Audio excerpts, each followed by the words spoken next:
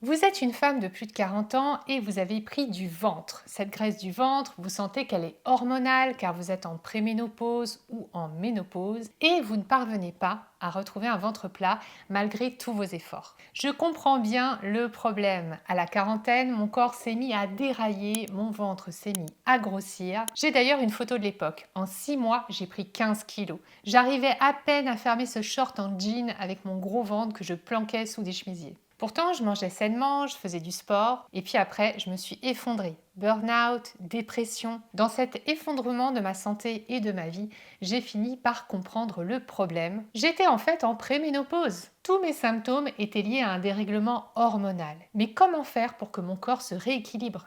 J'ai cherché encore et j'ai construit une méthode naturelle, centrée sur le fonctionnement hormonal féminin. Les résultats ont été incroyables. Voici une photo de moi 6 mois après, avec les mêmes vêtements au même endroit. En 6 mois, j'ai perdu mes 15 kilos, j'ai retrouvé de l'énergie et j'ai guéri de ma dépression naturellement sans médicaments. Aujourd'hui, à 47 ans, j'ai plus d'énergie que quand j'avais 30 ans. Je suis coach et naturopathe et ces 10 dernières années, j'ai accompagné plus de 5000 femmes à retrouver la forme et l'énergie après 40 ans.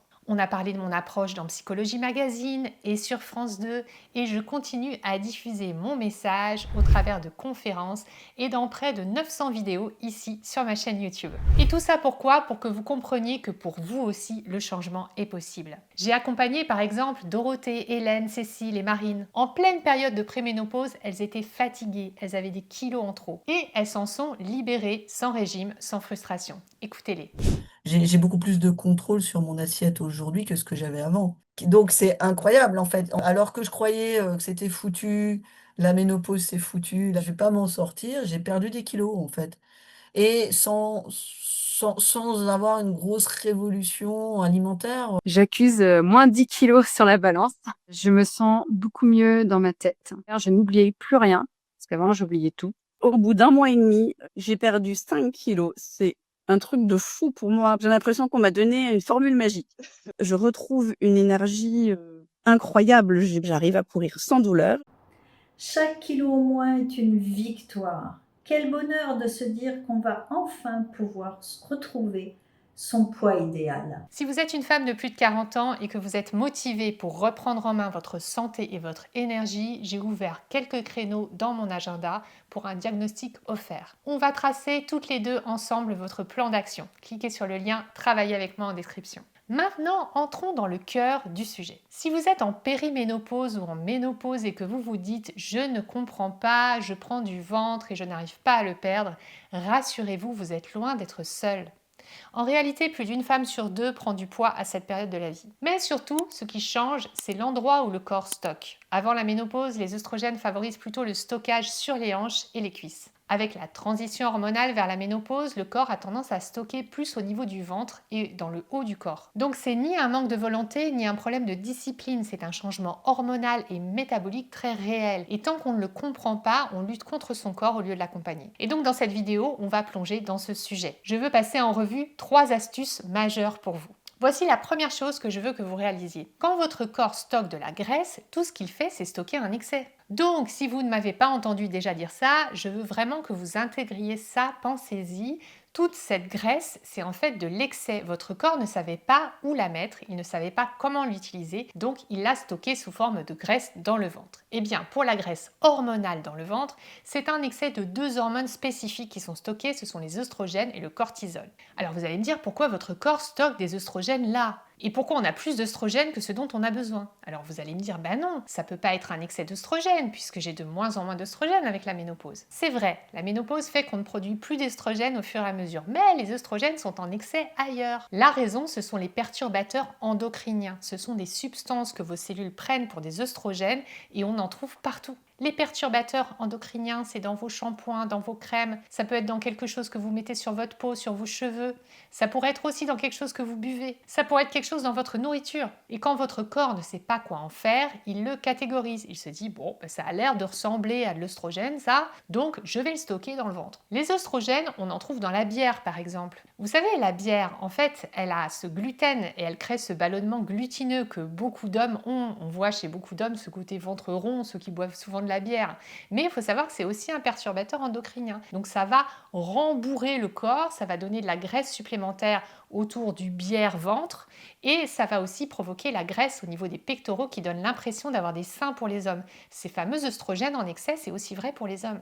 Et si votre mari a ces symptômes-là, c'est qu'il est trop exposé aussi à trop de perturbateurs endocriniens qui imitent les œstrogènes. Ça peut aussi venir de vos produits de beauté. Pensez à tout ce que vous mettez sur votre peau. Pensez aussi à ce avec quoi vous lavez vos vêtements. Tout ça peut finir par être absorbé à travers votre peau et ensuite votre corps doit en faire quelque chose. Donc il le stocke sous forme de graisse. La deuxième hormone qui se fait stocker là, c'est le cortisol. Maintenant, je vais parler à celles qui ont tendance à stresser. Le stress, c'est un vrai obstacle et un vrai problème pour votre corps et votre santé. Donc je veux m'assurer que vous vous occupez de votre cortisol. Le cortisol, c'est l'hormone du stress. Et je l'ai expérimenté sur moi plusieurs fois. Si je commence à sentir que j'accumule de la graisse autour de mon ventre, c'est un signal. Ça veut dire que mon stress a augmenté. J'ai besoin de faire sortir le cortisol. Il n'a nulle part où aller. La graisse du ventre, spécifiquement, ça correspond à ces œstrogènes toxiques et c'est trop de cortisol. Donc ce sont les indicateurs de ces deux choses. Et vous avez beaucoup de contrôle là-dessus. Il y a beaucoup de choses que vous pouvez faire pour améliorer ça. Et des choses très simples. Alors, on y va pour voir comment sortir de ces excès d'œstrogènes et de cortisol. Premièrement, vous débarrasser des perturbateurs endocriniens. Ça veut dire que vous devez regarder, passer au scanner vos produits de beauté, vos produits aussi pour les cheveux, vos produits chimiques que vous utilisez dans la maison, tout ce que vous mettez, que vous rajoutez dans la nourriture. Vous devez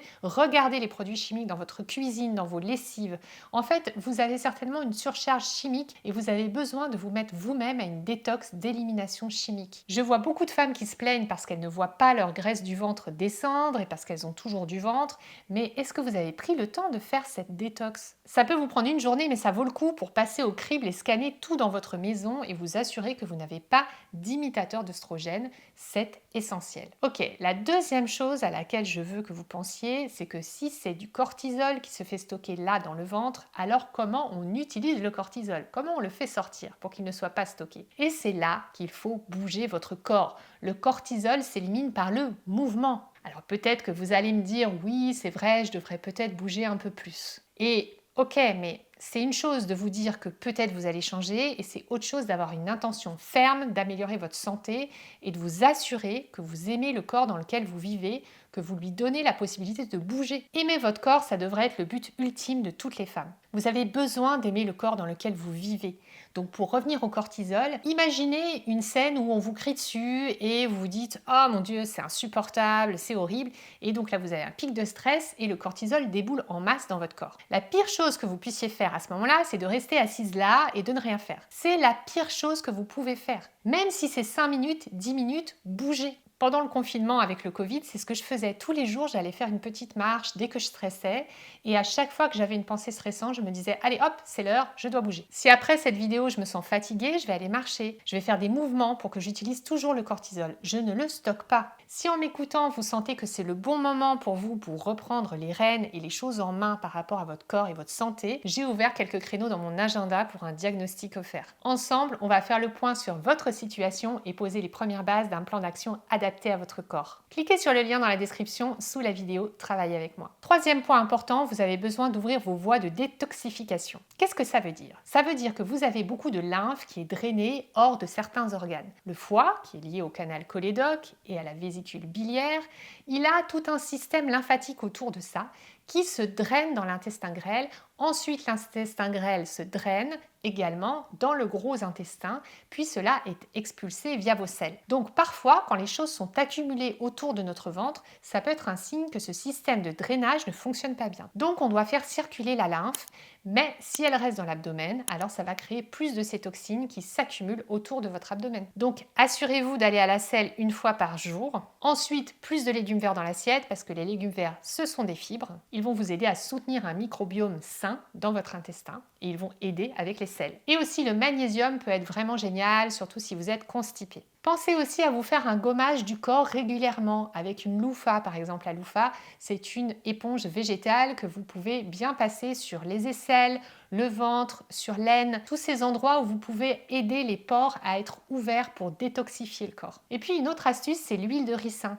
Quand vous allez au lit le soir, mettez un peu d'huile de ricin sur votre ventre. Ça va aider et vous aider à dilater et ça va permettre à votre corps de mobiliser ces toxines. Mais vous l'avez compris, l'huile de ricin, ça ne va pas suffire, ni le gommage, tant que vous n'avez pas vidé la maison des perturbateurs endocriniens et que vous continuez à rester immobile quand vous stressez. La dernière chose qui est importante, c'est le jeûne. Ce mode de vie du jeûne, cette variation de différents types de jeûne est vraiment capitale pour la graisse du ventre et pour mobiliser et décomposer les œstrogènes et le cortisol qui sont en excès dans votre ventre. Le fait de moduler le jeûne grâce à mon approche du jeûne au féminin peut augmenter l'hormone de l'amour, c'est-à-dire l'ocytocine, et donc l'ocytocine va naturellement calmer le cortisol. Quand vous jeûnez, vous pouvez prendre du charbon actif aussi, ça va permettre d'absorber dans l'intestin ces imitateurs d'œstrogènes qui pourraient être relâchés pendant que la graisse est brûlée. On ne veut pas qu'ils se remettent en circulation dans le corps, qui remontent dans votre cerveau. Mais je ne veux pas que vous gaspilliez trop d'argent dans trop de compléments alimentaires. Si déjà vous mettez en place mes premiers conseils simples, votre corps, qui est un miracle sur Terre et qui est très intelligent, va mettre en place le processus de détox. Si vous êtes une femme de plus de 40 ans et que vous voulez bien vivre votre périménopause et vous éviter tous ces symptômes, ces problèmes, que ce soit physique, émotionnel ou mental, une bonne façon de remonter en selle, c'est de réserver un appel avec moi. On fera le point sur votre situation, on identifiera ceux qui bloquent vraiment chez vous et on construira ensemble un plan d'action réaliste, progressif et surtout respectueux de votre corps et de vos habitudes. Vous pouvez réserver votre appel en cliquant sur le lien Travailler avec moi sous cette vidéo. Et j'aimerais terminer par vous dire une chose importante. Si aujourd'hui vous vous sentez fatigué, découragé, parfois même en lutte avec votre corps,